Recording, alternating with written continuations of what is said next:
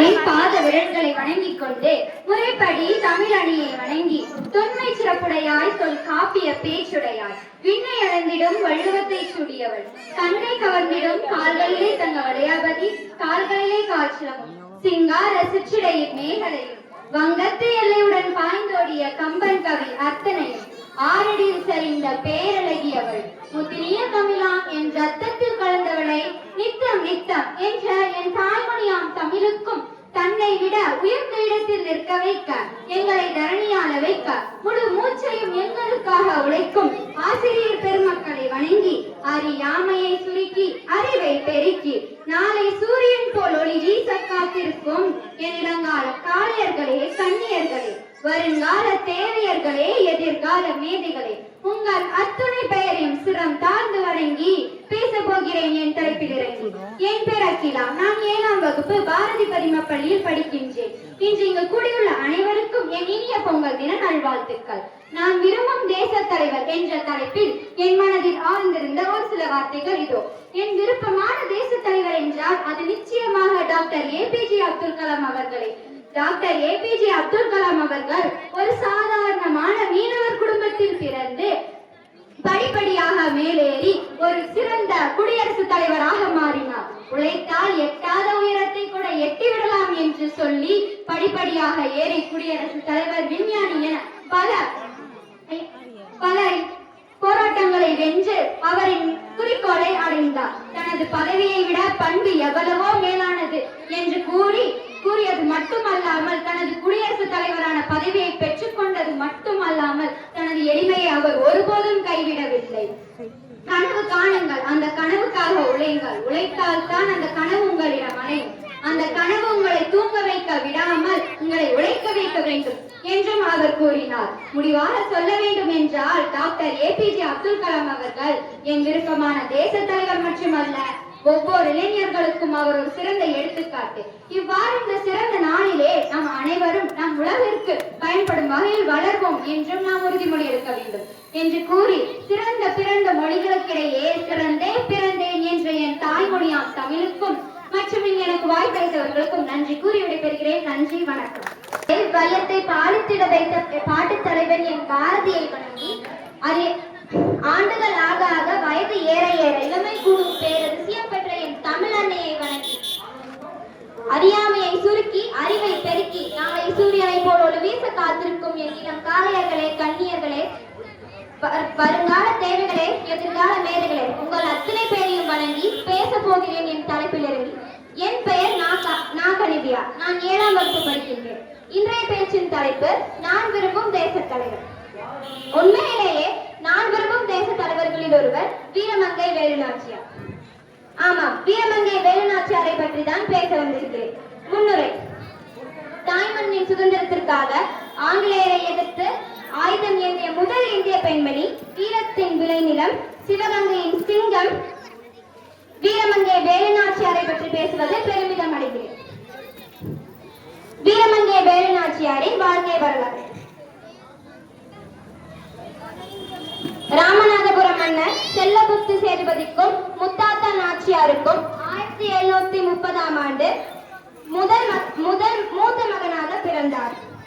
ஆண் வாரிசு இல்லை என கவலைப்படாமல் ஒரு இளவரசனுக்குரிய சிலம்பம், வாழ்வீச்சு, குதிரை ஏற்றம் என அத்தனை கலைகளிலும் கற்று வளர்ந்தார். அது மட்டுமில்லாமல் ஆங்கிலம், பிரெஞ்சு, உருது என அத்தனை மொழிகளிலும் கற்று சிறந்து விளங்கினார். போர்க்களம். சிவகங்கை மன்னர் முத்துவடுகநாதரை திருமணம் செய்து கொண்ட வேலுநாச்சியார் காளையர் கோவில் போரில் ஆங்கில படையிடம் தன் கணவனை இருந்தார். சோர்ந்து கொள்ளாமல் திண்டுக்கல் கோட்டையில் தங்கி 8 வருடங்கள் பெரும்படையை திரட்டினார். தனிச்சிறப்பு: தற்கொலை படை. உலகில் முதல் தற்கொலை படையை உருவாக்கியவர் இவர். குயிலி என்ற பெண் வீராங்கனை தன் உடலில் தீ வைத்துக் கொண்டு ஆங்கிலேயரின் ஆயுத கிழங்கை அளித்த நிகழ்வு சரித்திர புகழ் வாய்ந்தது. முடிவுரை.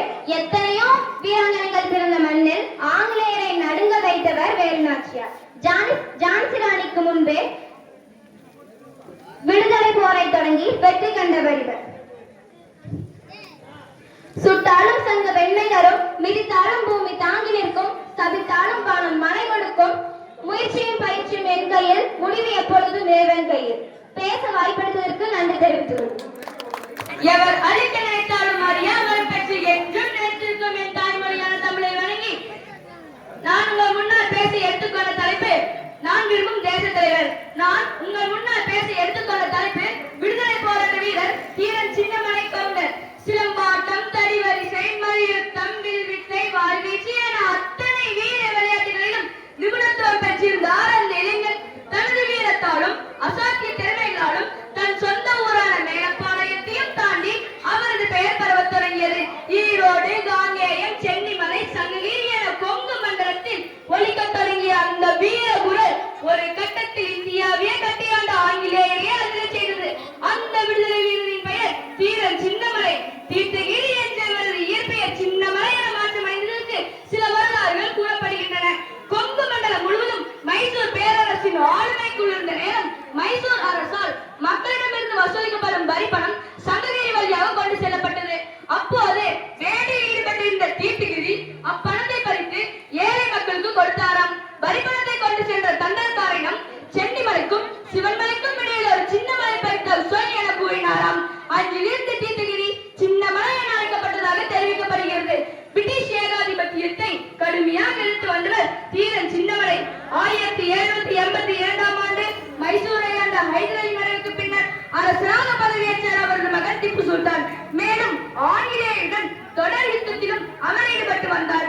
திப்புவிடம் நன்மைகள் பெற்றிருந்த தீரன் சின்னமலை பிரிட்டிஷ் சாம்ராஜ்யத்தின் மேலருக்க திப்பு படையுடன் கைகோர்த்தார்.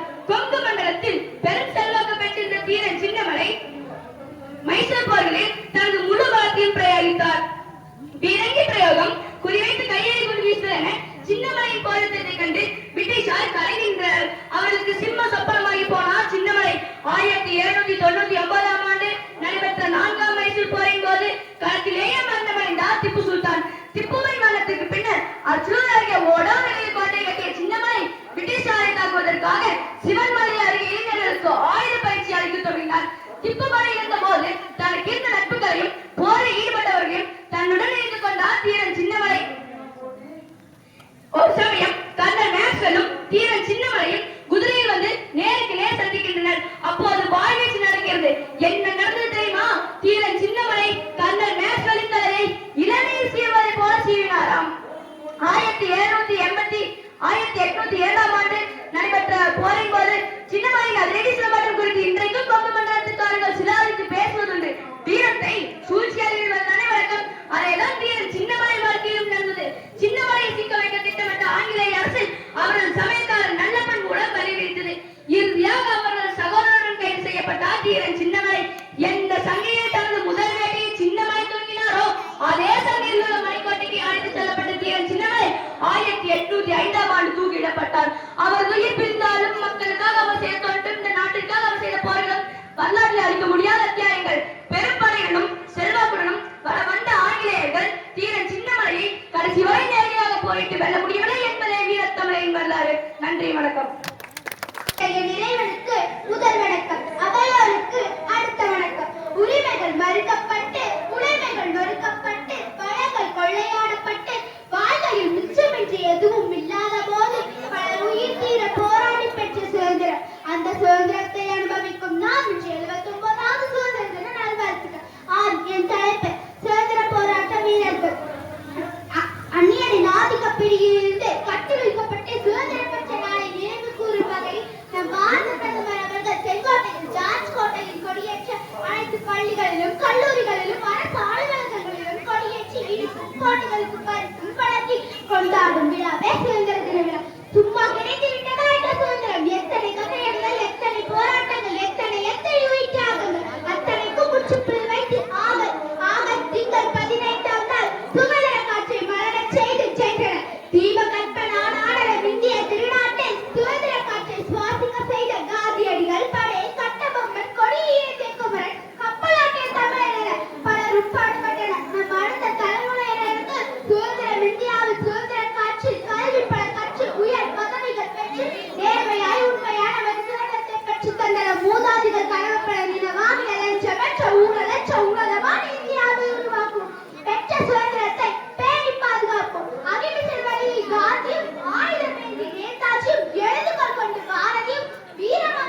வேலுநாச்சியாரும் கப்பலாக்கிய வாபுசியும் கப்பல் கட்ட மறுத்த கட்டபொம்மனும் எண்ணற்ற வீரர்களின் உயிர் தியாகத்தால் பெற்ற சுதந்திரத்தை பாதுகாக்க வேண்டியது நம் அனைவரின் கடமையாகும் என்பதை கூறிவிட்டு என் உரையை முடிக்கிறேன். நன்றி, வணக்கம். வந்தே மாதரம். வணக்கம். என் பெயர் மௌனிஸ். நான் 5ஆம் வகுப்பு படிக்கிறேன். நான் எடுத்துக்கொண்ட தலைப்பு என் தமிழ் மொழி. தமிழர்களின் தாய்மொழி. 2000 ஆண்டுகளுக்கு மேல் பழமை வாய்ந்த இலக்கிய மரபுகளை கொண்டுள்ள தமிழ் மொழி தற்போது வழக்கில் இருக்கும் ஒரு சில செம்மொழிகளில் ஒன்றாகும். தமிழுக்கு செந்தமிழ், நற்றமிழ், முத்தமிழ், இயத்தமிழ், தனித்தமிழ், கொங்கு தமிழ், சட்டத்தமிழ் என பல பெயர்கள் கொண்டுள்ளது தமிழ். தமிழே உலகின் முதல் மொழி, மூத்த மொழி என்று மொழி நாயர் தேவநாயப்பாவனர் குறிப்பிடுகிறார். தமிழுக்கு அமுதென்று பெயர். அந்த தமிழ் இன்ப தமிழ் எங்கள் உயிருக்கு நேர் என்று பாரதியார் பாடியுள்ளார். தமிழ்